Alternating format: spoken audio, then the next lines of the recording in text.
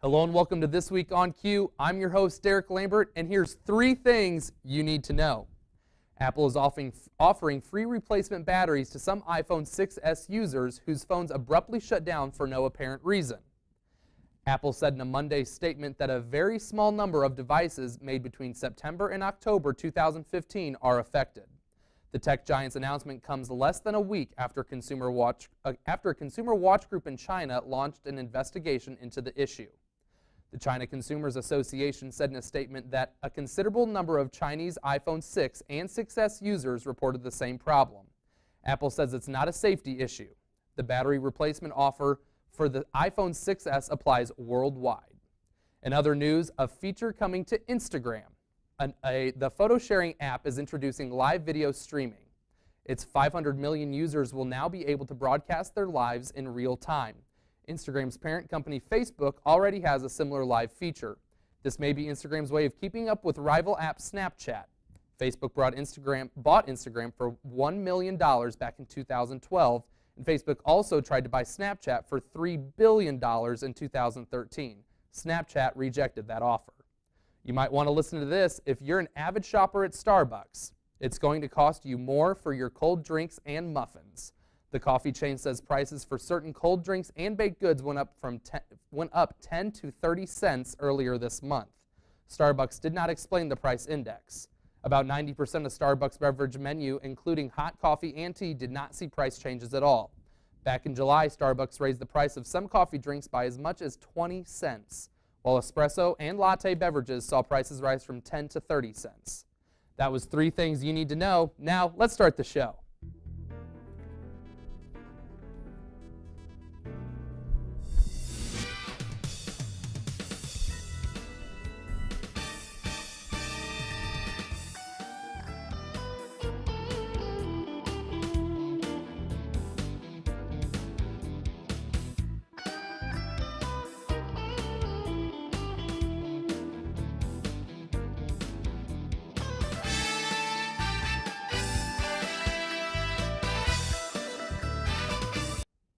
A tsunami warning is in effect for Japan's Fukushima and Miyagi prefectures after a 6.9 magnitude earthquake struck the area early Tuesday.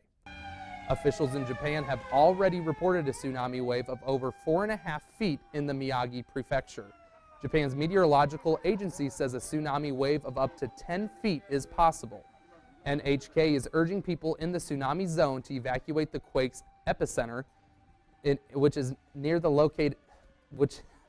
location of a powerful 2011 quake that left more than 15,000 people dead. The 2011 quake sparked a devastating tsunami and severely damaged the reactors of the Fukushima Daiichi nuclear power plant. Donald Trump gave details Monday on what he wants to accomplish during his first months in office. The president-elect put out a video discussing his plans. Reed Binion reports. Today I would like to provide the American people with an update on the White House transition. He hasn't yet held a press conference, but Monday, President-elect Donald Trump released a video outlining goals for his first 100 days, including proposals on trade, immigration, and defense. My agenda will be based on a simple core principle: putting America first. On international trade, Trump said that he would halt progress on the TPP, a key part of what President Obama hoped would be his trade legacy. I am going to issue our notification of intent to withdraw from the Trans-Pacific Partnership. Trump also addressed immigration, a topic he campaigned on aggressively. I will direct the Department of Labor to investigate all abuses of visa programs that undercut the American worker. The president-elect also promising action on national security. A comprehensive plan to protect America's vital infrastructure from cyber attacks and all other form of attacks. Trump's video release comes amid controversy involving another video recorded at a Saturday conference of so-called alt-right activists celebrating Trump's victory, some at the National Policy Institute event giving a Nazi salute. Hail Trump! Hail our people! Hail victory! Trump's transition team said in a Monday statement that Trump, quote, continues to denounce racism. Trump is also facing questions over his international business dealings and how, as president, he can avoid any conflict of interest. The president-elect pushing back on Twitter, writing, quote, prior to the election, it was well known that I have interests in properties all over the world. Only the crooked media makes this a big deal. I'm Reed Binion reporting.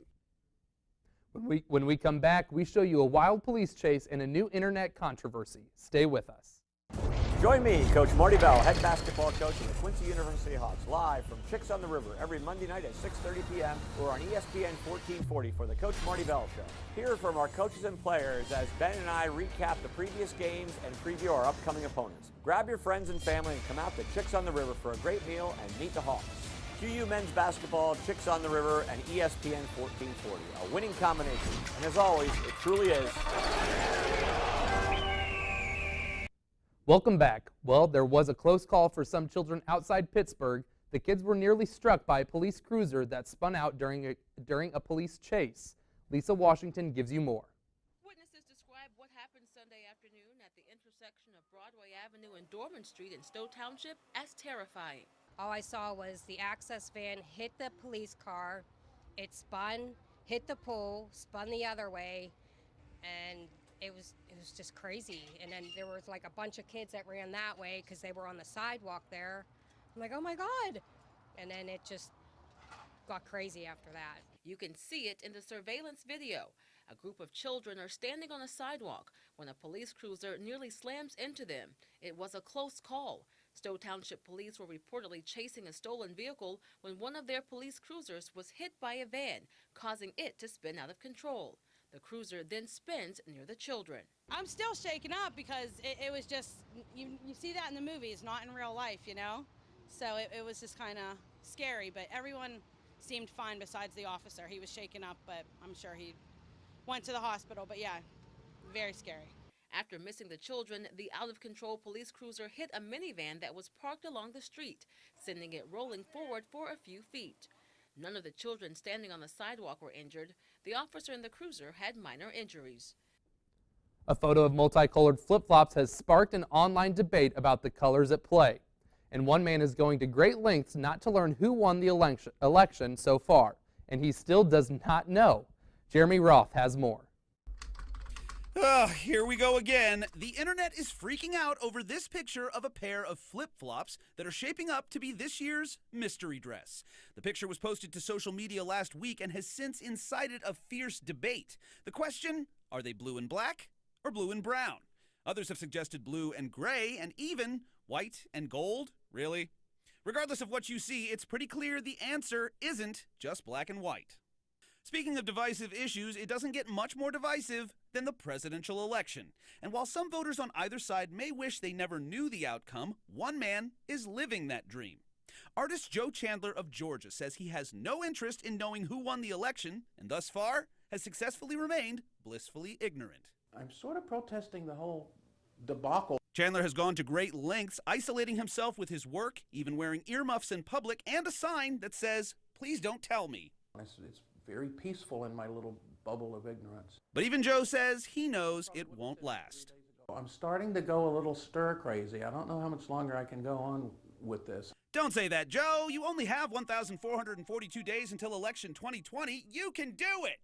For take a look at this. I'm pretty sure they're blue and brown, right? Ugh. I'm Jeremy Roth. Coming up, I'll show you where you can do some serious Christmas shopping for your friends and family this holiday season. We'll be right back.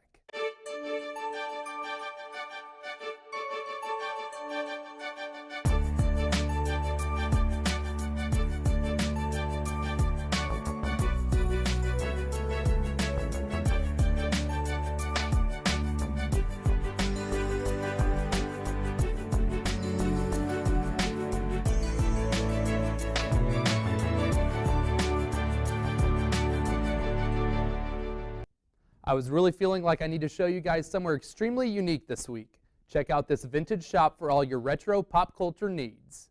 If you want to take a step back in time in popular culture, then you need to take a trip downtown to Main Street, Quincy.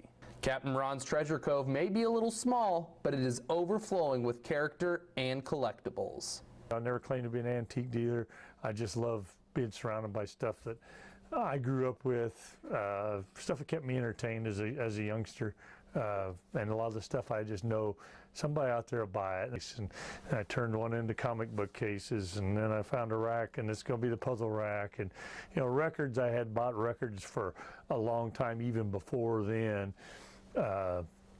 I just had so many of them, and I was like, a lot of people are like, oh, that'd be cool if you had records back. And I'm like, man, they were all in pretty good shape, and I just started accumulating more of those and more of those, and so I kind of combined it all. It's all pop culture. If you look that terminology up, it doesn't classify anything in particular, but it all falls under that. So Ron's favorite part of the business is just how the items in the store bring back so many memories to the customers, just like they did for him. I'm constantly, I've still got a room full of boxes back here in the back that I might grab a box one day and I'm like, oh, here's a couple more board games. Maybe I will sell a game or two occasionally, but I'm always adding to it. There's just stuff that I find that I'm like, oh man, I forgot I had that. After attending multiple auctions and sales, Ron started accumulating more pop culture than his home could handle. Had a baseball card shop in the mall for a few years, and when I closed that, I started selling stuff online just to thin that inventory out, and then I started buying stuff. I go to auctions and I buy stuff, and I just started looking at stuff, and I was like, hey, you know what, I can probably sell this online, and I'd buy a car full of stuff and I'd take it home and I'd list what I could. I had such an accumulation of it. A friend of mine owns this building, and the business that was in it went out, and it sat vacant for a few months, and I said, hey, if you want, I said I might try it again. This truly is a hobby turning into a business for Ron because he does have other obligations. I actually do this as much as I can, but I also work 30 hours a week at the school district as a custodian. Have to keep some of the bills paid. This is fun. I'd love to do this all the time. So if you've reached your breaking point in certain aspects of popular culture today, head to Captain Ron's Treasure Cove for a step back to how it used to be. For Where in the Queue, I'm Darek Lambert. Look at what's coming up next week on Q. We have two games, November 23rd and 27th. The women's basketball is playing at Pepsi Arena at home. So if you're around, make sure you check those out. Then we have two men's basketball games, the 23rd and 25th, and they are playing those in Puerto Rico. So they're taking a trip down to get some games in. And then November 28th, that's Monday when we get back from Thanksgiving break. Tall Cop Says Stop, which is in Pepsi Arena at 2 p.m. Make sure you get in there and check that out. So after the break, we'll catch you up on the latest movies and news from Hollywood. QUTV is more than a news outlet. 1 in 5 undergrads work at least 35 hours a week, year-round. Students involved with QUTV learn life lessons, create lasting memories, and gain the experience needed to succeed in future careers. Students need to be involved with QUTV as a viewer or as a participant because we need to know what's going on around our campus. Knowledge is powerful, and QUTV News serves to inform not only the students, but the Quincy University community as a reliable and powerful news network. From awards to casting news to a sneak peek, David Daniel has loads of movie news for you in this Hollywood Minute. Here's to the hearts that ache. La La Land keeps winning hearts. The Palm Springs International Film Festival has announced it's giving the musical its Vanguard Award at its gala in January. It's the latest Oscar favorite set to be honored at Palm Springs. Others on the Film Fest list include Casey Affleck from the family drama Manchester by the Sea, Ruth Negga from the interracial marriage drama Loving, and Tom Hanks from the hero pilot biopic Sully. Angela Bassett is joining the Marvel Cinematic Universe. The Oscar-nominated actress will co-star in Black Panther as the title character's mother. Chadwick Boseman plays the superhero in the movie, which is scheduled to start production early next year and reach theaters in February of 2018. If there really are other Smurfs out there, we need to find them. What if this means the Lost Village isn't a legend? If you've been feeling blue, maybe you don't have enough Smurfs in your movie diet. The first full-length trailer is out for Smurfs: The Lost Village. Demi Lovato, Rainn Wilson, and Mandy Patinkin lead the voice cast of the animated adventure, which Smurfs its way into theaters next April. In Hollywood, I'm David Daniel.